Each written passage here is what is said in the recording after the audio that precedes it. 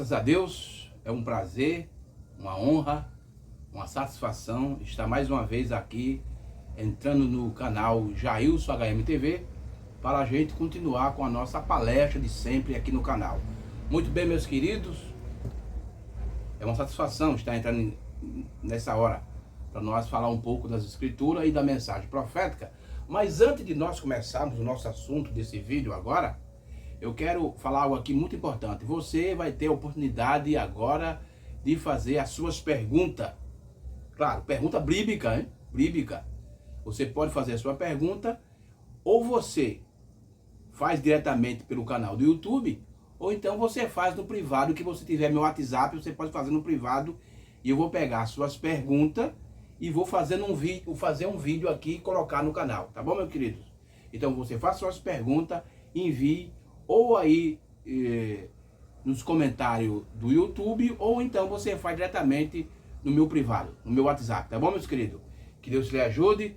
Você ainda que não se inscreve no nosso canal, se inscreva no nosso canal, dê o like, porque o like, irmão, faz dizer para o YouTube que ele tem de aumentar o nosso conteúdo e espalhar mais ainda pela internet. E também aperta o sininho, porque quando você aperta o sininho, quando a gente grava um vídeo, automaticamente você recebe o aviso que chegou um vídeo novo no canal, tá bom? E também compartilhe, meus irmãos. Compartilhe esses vídeos do nosso canal para os irmãos, para o seu amigo, para o seu vizinho, parente, tá bom? Que Deus abençoe. E vamos lá. Nós temos um assunto muito bom hoje, muito importante. Eu quero ler aqui 1 Coríntios, primeira carta do apóstolo Paulo aos Coríntios. Quem foi Paulo? Paulo foi o primeiro mensageiro da era. Capítulo 1, versículo 18, diz assim. Preste bem atenção. Veja o que é que Paulo está dizendo aqui, na primeira carta aos Coríntios, capítulo 1, versículo 18. Porque a palavra da cruz é loucura para os que perecem, mas para nós que somos salvos, é o poder de Deus. Deixa eu repetir mais uma vez que isso aqui é uma promessa muito importante para os filhos de Deus. Porque a palavra da cruz é loucura para os que perecem, quer dizer, que estão mortos espirituais.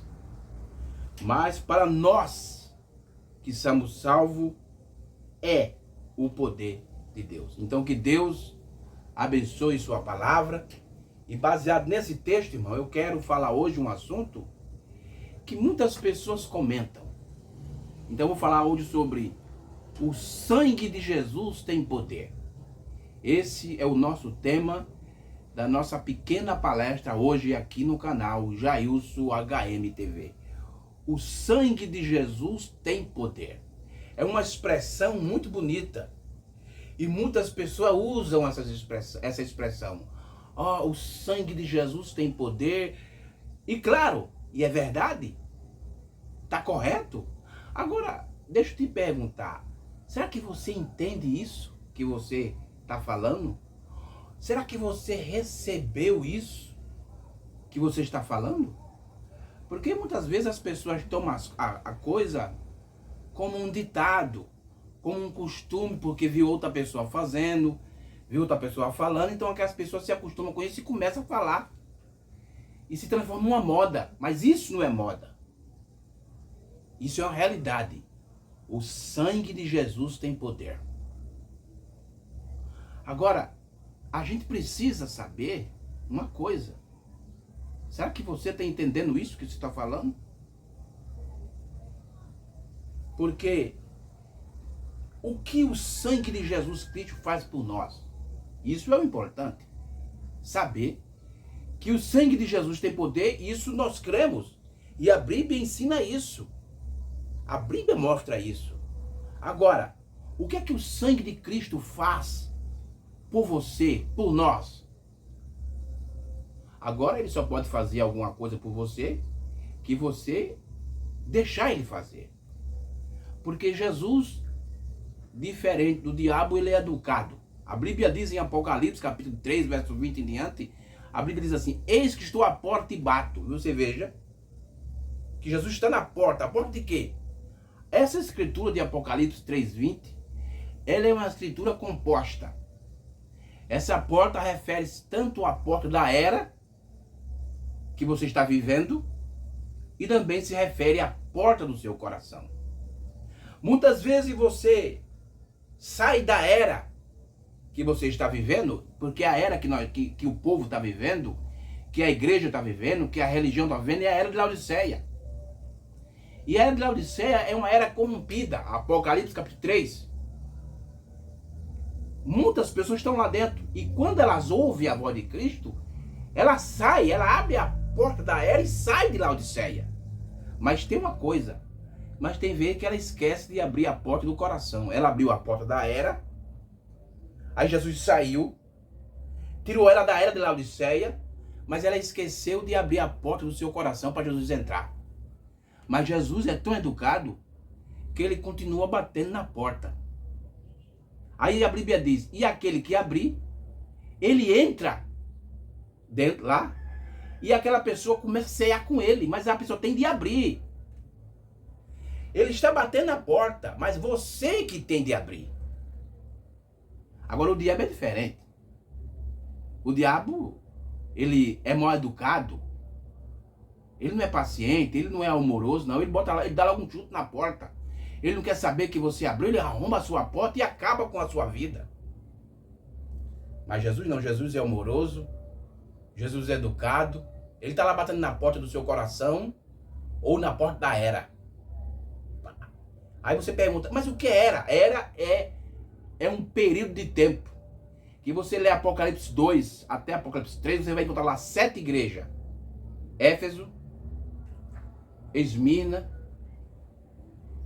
Tiatira, Pérgamo, Sardo, Filadélfia e Laodiceia. São as 7 igrejas. E Jesus enviou 7 anjos. A palavra anjo significa mensageiro. Para cada era de igreja ele enviou um mensageiro, um anjo. Paulo, Irineu, São Martim, Columba, Lutero, Wesley e William Marlon Branham, o 7º anjo. Então, se Apocalipse capítulo 1 até o capítulo 3 de Apocalipse abrange 2000 anos de história, irmão. 2000 anos. As 7 eras, as 7 dispensações. Deus tratando com o povo gentil para se cumprir aquela profecia que está no livro de Atos 14, ou 15, 14, que eu não estiver equivocado, que diz que do povo do gentil, ele ia tirar um povo para o seu nome, e ele levou 2000 anos para fazendo isso. Ele enviou 7 mensageiros durante as 7 eras da igreja para tirar o povo. Então ele está batendo na porta. A única era das 7 eras, Laodiceia, é a única era da igreja que Jesus está no lado de fora. Ele teve da primeira era até a 6ª era dentro.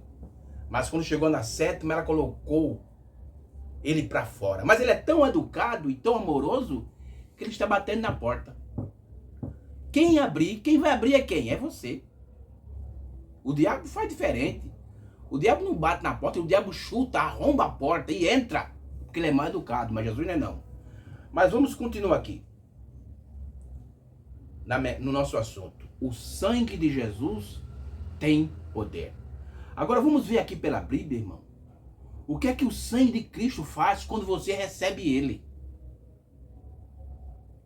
O que é que o sangue de Jesus faz quando você recebe ele? Vamos ver. Porque falar que o sangue de Jesus tem poder, todo mundo fala. Isso se transformou em uma anedota, um costume. Mas na realidade, deixa eu te perguntar. Você recebeu o sangue de Jesus Cristo na sua vida? Recebeu? Ou você recebeu apenas o nome de uma igreja? Ah, eu sou assembleano, eu sou batista, eu sou da Universal, eu sou da Mensagem, eu creio no profeta William Branham. Mas, e Cristo? Você recebeu Cristo em você? Isso que importa, irmão. Igreja é só igreja. O importante é você se transformar em igreja. O problema das pessoas, irmão, é que as pessoas vão à igreja, mas elas não se transformam em igreja. Deixa eu ler aqui uma escritura muito boa, onde o apóstolo Paulo, aqui no livro de Hebreus, Hebreus capítulo 3, veja o que é que Paulo diz aqui, ó. Preste bem atenção, meus irmãos. Isso é muito bom para nós, é muito importante, porque isso aqui é a palavra de Deus. Hebreus capítulo 3, veja o que é que Paulo fala aqui, isso aqui é lindo demais. Olha aqui. Vamos ler do versículo 1 em diante. Veja o que Paulo diz aqui. Por isso, irmãos santos, participantes da vocação celestial. Veja que palavra maravilhosa que Paulo está falando para os irmãos santos. Não é para todos os irmãos, não. Ele está falando para os irmãos santos. Ó. Por isso, irmãos santos. A palavra santo, irmão, as pessoas se confundem que é ser uma pessoa santa. A Igreja Católica colocou na mente das pessoas que a pessoa só se torna santo quando a pessoa morre. Aí a igreja vai canonizar, a igreja vai pegar aquela pessoa que morreu e vai transformar ela num santo. Mas isso é uma mentira diabólica. O apóstolo Pedro, no capítulo 1, versículo 15 da sua primeira carta, ele diz assim: seja santo em toda a vossa maneira de viver. Como é que você, durante a vida, não foi santo, mas depois quando morre vai ser santo? Que a Bíblia diz que você deve ser santo na maneira de viver, quando você estiver vivo. E você sabe o que é ser santo, irmão? Ser santo é você ser separado das coisas do mundo. É ser separado do pecado. Primeiro você tem que receber Cristo na sua vida. Isso é ser santo. É ser separado. Mas as pessoas, só porque está na igreja, acham que está tudo bem, aí se envolve em política, se envolve em esporte, se envolve em tudo do mundo. Não, irmão. Isso não é santo, não. Sabe o que é isso que a Bíblia diz? A Bíblia chama isso de imundície, de sujeira. Apocalipse capítulo 22, versículo 11. Aquele que é santo, permaneça santo. Que é sujo, se continue sujo. Olha aí. É isso que a Bíblia ensina. Mas vamos ver o que é que Paulo diz aqui em Hebreus capítulo 3, versículo 1 em diante. Pois, irmão santo, participante da vocação celestial, considerai a Jesus Cristo apóstolo e sumo sacerdote da nossa confissão. Sede fiel ao que o constituiu, como também foi Moisés em toda a sua casa. Versículo 3. Porque é tido por digno de tanto maior glória do que Moisés, quanto maior honra do que a casa tem aquele que edificou. Porque toda a casa é edificada por alguém, mas o edificador, todas as coisas é Deus. Olha que coisa linda aqui, versículo 4. Porque toda a casa é edificada por alguém, mas o que edificou todas as coisas é Deus. Versículo 5. E na verdade, Moisés foi fiel em toda a sua casa como um servo, para testemunhar das coisas que se havia de anunciar. Versículo 6. Mas Cristo como filho sobre a sua própria casa, a qual casa somos nós. Versículo 6, deixa eu repetir mais uma vez isso aqui, irmão. Porque as pessoas confundem. Só porque elas acham que estão indo para a igreja, elas... estão salvos. Não, irmão. Você tem de se transformar em igreja. Olha o que diz aqui, ó. Mas Cristo, como filho, sobre a sua própria casa, a qual casa somos nós, se não somente conservarmos firme a confiança e a glória da esperança até o fim. Que coisa maravilhosa, irmão. Que coisa linda. Então nós somos a casa. Nós somos igreja. A palavra igreja, irmão. Vocês sabem o que significa a palavra igreja? A palavra igreja vem da palavra grega ekrege, que significa chamado a sair. Apocalipse capítulo 18, versículo 4 diz assim: sai dela, povo meu. Sai, ekrege. Sai dela. É você se separar das coisas do mundo. É separar do erro, da mentira, do pecado. Quando você faz isso, você se transforma a igreja. Não aquela igreja parede que você vai. Não, mas é você que Deus. A Bíblia diz que Deus não habita em templo feito por homem. Deus habita em você quando você se transforma numa igreja. Mas vamos aqui. Vamos ver o que é que a Bíblia ensina sobre o sangue de Jesus. O que é que o sangue de Cristo faz por você quando você recebe o sangue de Cristo. Vamos aqui para as escrituras. Hebreus, capítulo 9. Vamos novamente à carta de apóstolo Paulo aos Hebreus, capítulo 9, para você aprender o que é que o sangue de Jesus faz quando você recebe. Porque o importante, irmão, não é você dizer que o sangue de Jesus tem poder. Eu sei que ele tem, e a Bíblia diz que tem. O importante, irmão, é você receber o sangue de Jesus na sua vida. Aí quando você recebe o sangue de Jesus na sua vida, aí as coisas acontecem. Vamos ver o que é que o sangue de Jesus faz por nós quando você recebe. Hebreus capítulo 9, versículo 12 ao 14. Hebreus 9, vamos ver aqui o que é que Paulo diz aqui em Hebreus capítulo 9, versículo 12 ao 14. Olha aqui.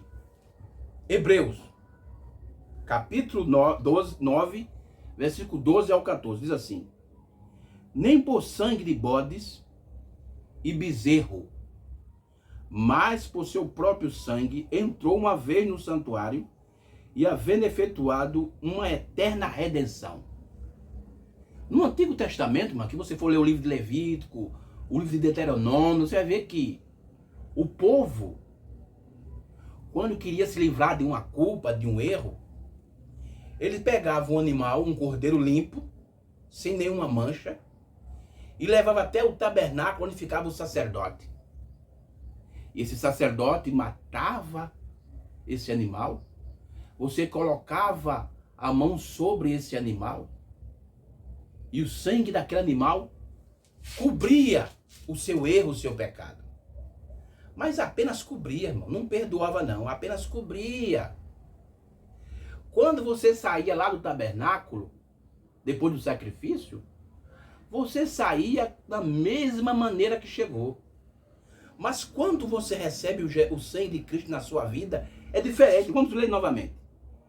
Nem por sangue de bodes e bezerro, mas por seu próprio sangue, entrou uma vez no santuário, havendo efetuado uma eterna redenção. Versículo 13.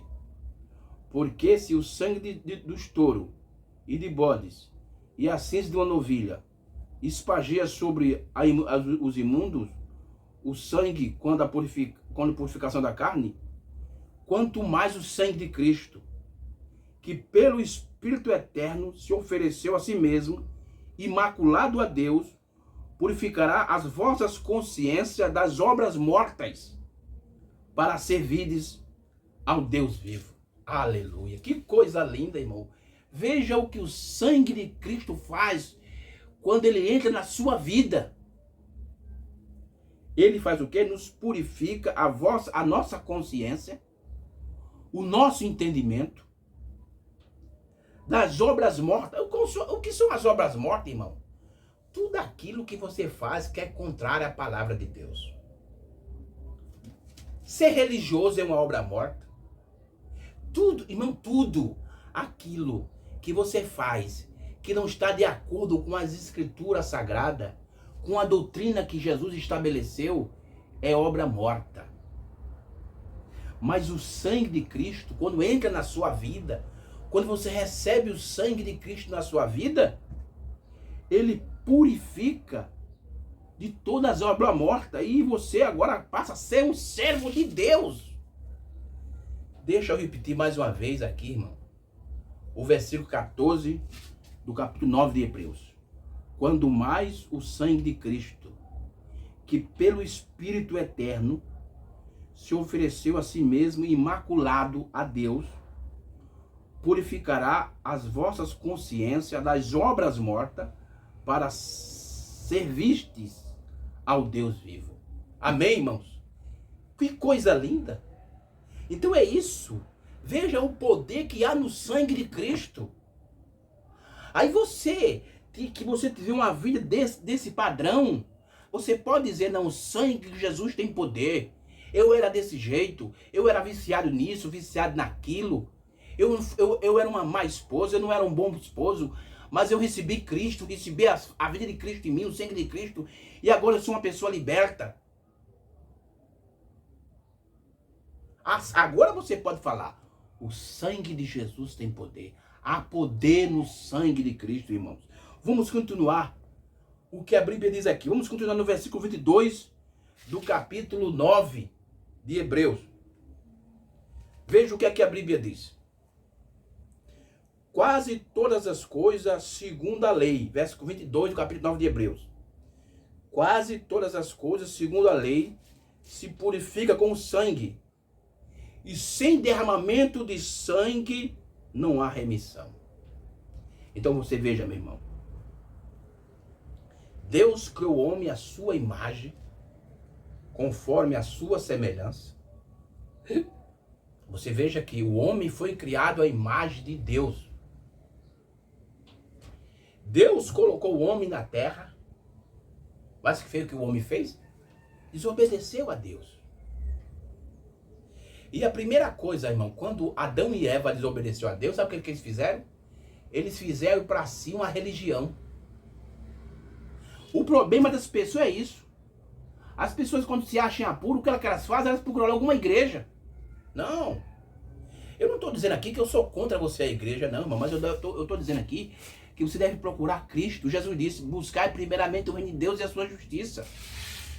Mas as pessoas procuram alguma igreja. Para o quê? Para que muitas pessoas, eu não digo que todo mundo faz isso, mas algumas pessoas se escondem atrás de uma igreja para cobrir os erros que eles cometem. Essa é a verdade. Muitas pessoas entram na igreja não com uma consciência sincera, não, mas entra para cobrir os seus erros. Mas isso não adianta nada, irmão. Procure a Cristo. Porque há poder no sangue de Cristo para perdoar seus erros, para mudar a sua vida, para transformar você numa pessoa ruim, numa pessoa boa, numa pessoa velha, numa pessoa nova. O sangue de Cristo tem poder. Veja o que é que João, aqui na sua primeira carta, no capítulo 1 de João, na primeira carta do apóstolo João, versículo 7 diz: mas se andarmos na luz, olha aí, não é que seja da igreja A ou da igreja B ou da mensagem, não. Mas se andamos na luz, como ele na luz está, temos comunhão uns com os outros, e o sangue de Jesus Cristo, seu Filho, nos purifica de todo o pecado. Mas veja aí como é que o sangue de Jesus começa a trabalhar na nossa vida? Quando a gente anda na luz. Aí você pergunta, mas que luz é essa, irmão? A luz é a palavra do dia. É a mensagem que Deus enviou para o dia que você está vivendo. Para a era que você está vivendo. Muitos na mensagem que crê no irmão Branham como profeta, que diz que está na mensagem, mas muitos não andam na palavra, na luz do dia, não. Eles andam na ideia de nicolaísmo, na ideia de homens, em pastores. Esse negócio de pastor dominando pastor, sabe, isso é nicolaísmo, e a Bíblia diz que Deus odeia isso. Aí os pastores faz isso com os irmãos. Isso é nicolaísmo, irmão. Isso não é andar na luz do dia.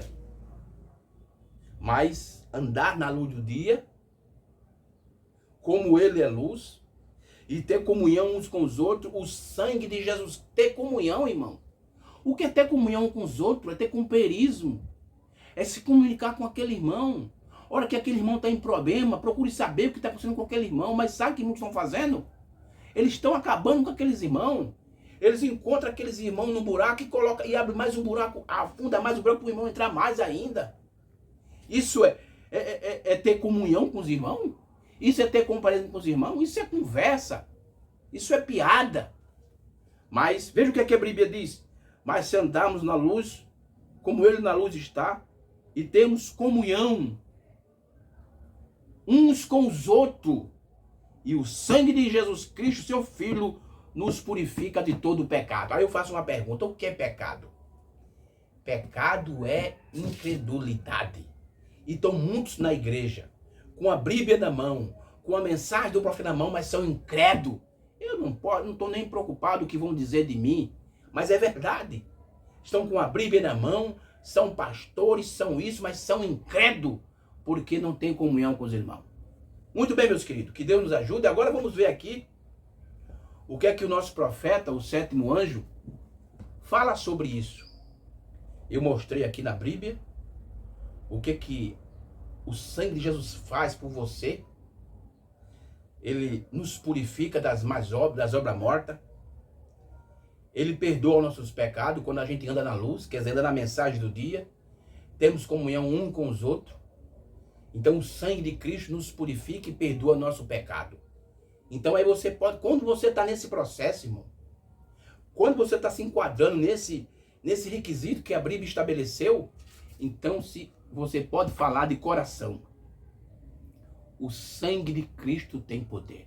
Há poder no sangue de Jesus. Deixa eu ler aqui na mensagem o quarto selo, pregada em 1963 pelo nosso profeta, o sétimo anjo, o irmão Branham.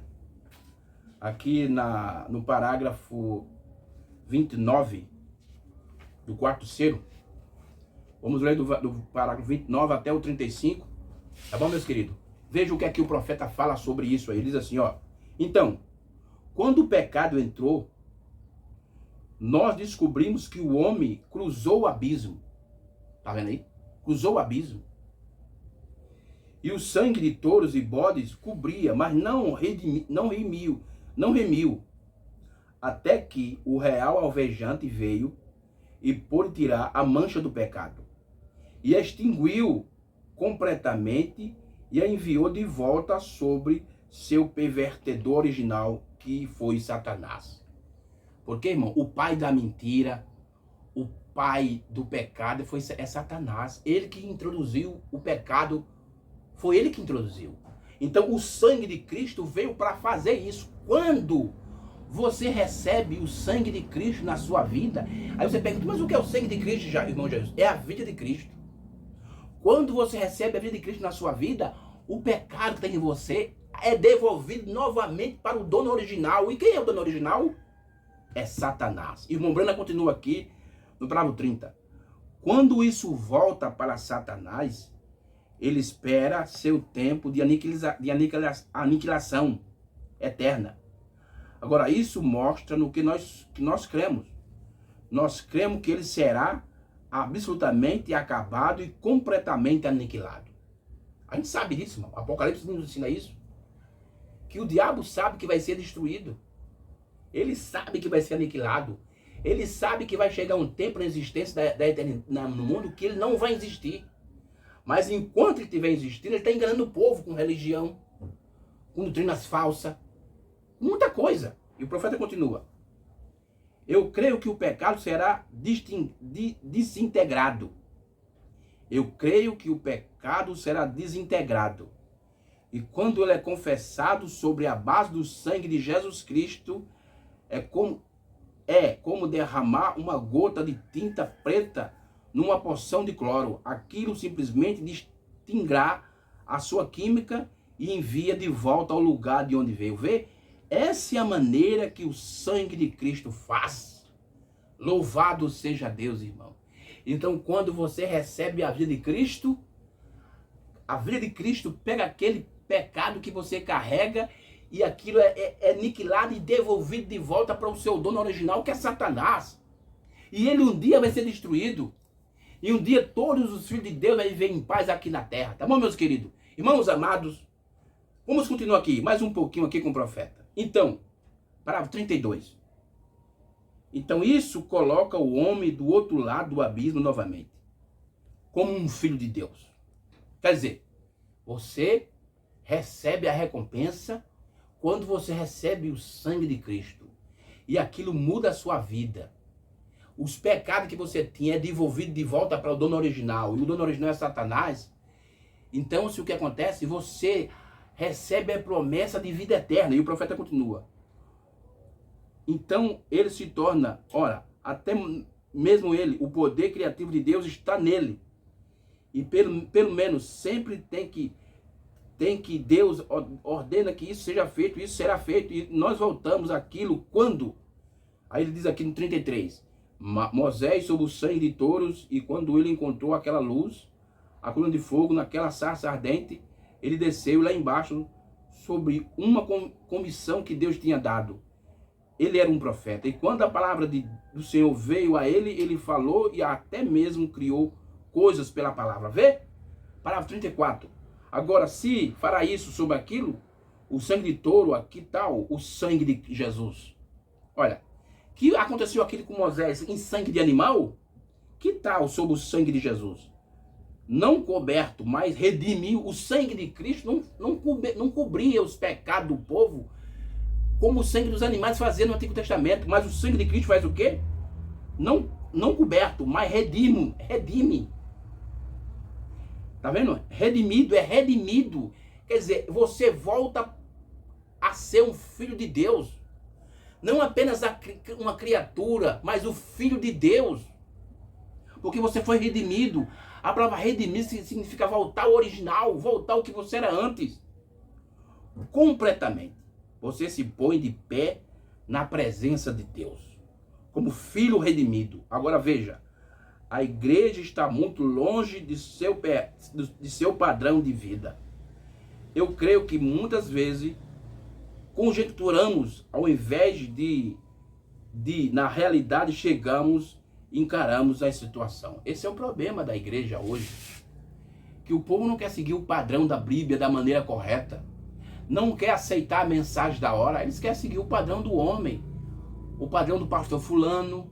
É porque o pastor cicrano é muito importante na sua cidade, e o povo quer seguir isso, mas não quer seguir a situação original, não quer seguir a palavra de Deus. E o profeta continua dizendo assim, tem algo que quer dizer, eu direi no momento apropriado. Agora, para a gente encerrar aqui, para 35, agora, observe que há algo errado em algum lugar nas igrejas.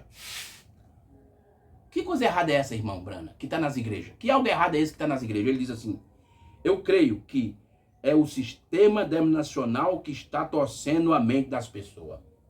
Agora, muitos pastores da mensagem, quando vai falar em sistema denominacional, ele só quer falar da Assembleia de Deus, da Batista, da Universal, da Deus e Amor, mas esquece que dentro da igreja, não a mensagem é pura e santa, mas dentro da igreja da mensagem, o sistema denominacional entrou, que é o nicolaísmo. Pastor dominando pastor. Fica um pastor aqui no Nordeste, um lá não sei aonde no Sul, mas está com a corrente amarrada no pescoço e ele lá só puxando. Ó. Você faz isso, você faz aquilo. Isso é o sistema denominacional. E a Bíblia diz que Deus odeia isso. Deus odeia a doutrina nicolaíta. E hoje está assim de pastores nicolaítas dentro dessa mensagem. Só a misericórdia de Deus para nos ajudar. Então, meus queridos, que Deus nos ajude nessa hora. Deus nos abençoe. Então, o sangue de Jesus tem poder. E tem mesmo, porque o sangue de Jesus pode transformar a sua vida. Agora, basta você aceitar a Cristo, não placa de igreja. Certo? Pode ser da mensagem, pode ser o que for, mas aceitar Cristo. Tá bom, meus queridos? Que Deus abençoe. E eu quero pedir mais uma vez a você, que você quiser tiver alguma pergunta, você mande aqui no... Como é que se diz? No canal do YouTube, nos comentários do YouTube. Ou então você que tiver o meu telefone, pode mandar no meu privado aí no WhatsApp. E a gente vai pegar a sua pergunta e vai fazer num vídeo e vai colocar aqui no canal para você aprender mais uma coisa de Deus. Tá bom, meus irmãos? Que Deus abençoe e um forte abraço. Eu quero agradecer a todos os irmãos que estão me apoiando, me ajudando, tá bom? E brevemente a gente vai falar. Tem duas perguntas que foi feita para mim. Um foi o pastor Aurélio lá de Belém do Pará. E outro foi o pastor Bruno César, lá de Santa Catarina. Eles fizeram uma pergunta, um sobre nicolaísmo e outro sobre Gog e Magog. E futuramente a gente vai trazer aqui no canal esses dois assuntos. Tá bom, meus irmãos? Que Deus abençoe e um forte abraço no nome do Senhor Jesus Cristo para todos vocês e shalom.